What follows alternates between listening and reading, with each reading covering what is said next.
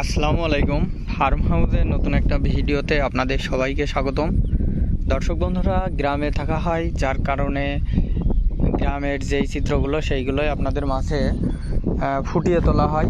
তো আমাদের এই সময়টাতে আমাদের এই অঞ্চলের মাঠ সম্পূর্ণই কিন্তু পড়ে থাকে। বিশেষ করে আমাদের এই যে ঝিনাইদহ অঞ্চলটা ধান চাষ হয় বেশি। ঝিনাইদহের সদর উপজেলা, এই উপজেলাটাতে বেশি পরিমাণে ধান চাষ হয়, যার কারণে বর্ষাকালের এই সময়টাতে মাঠগুলো পড়ে থাকে।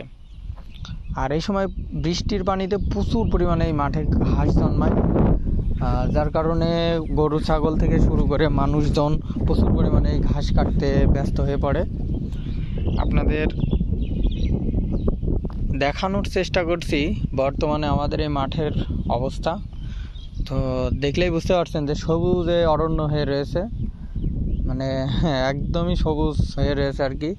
তো এখনও ধান লাগাতে কিন্তু এখনও অনেক সময়, কারণ এখনও মাসখানিক পর থেকে কিন্তু এই মাঠ আবার পুনরায় চাষ হবে।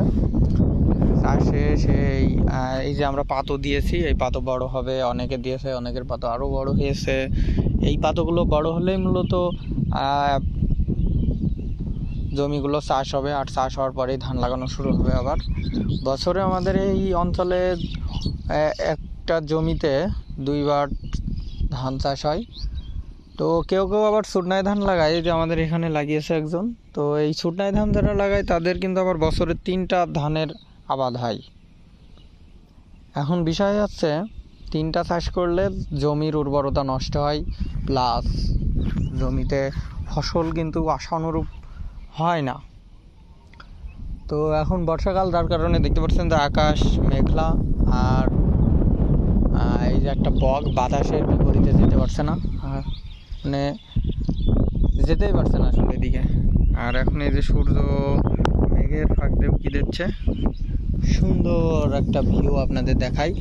আর দর্শক, কথা বলতে বলতে কিন্তু এই সাইডে রংধনু উঠেছে, আপনাদের দেখাই।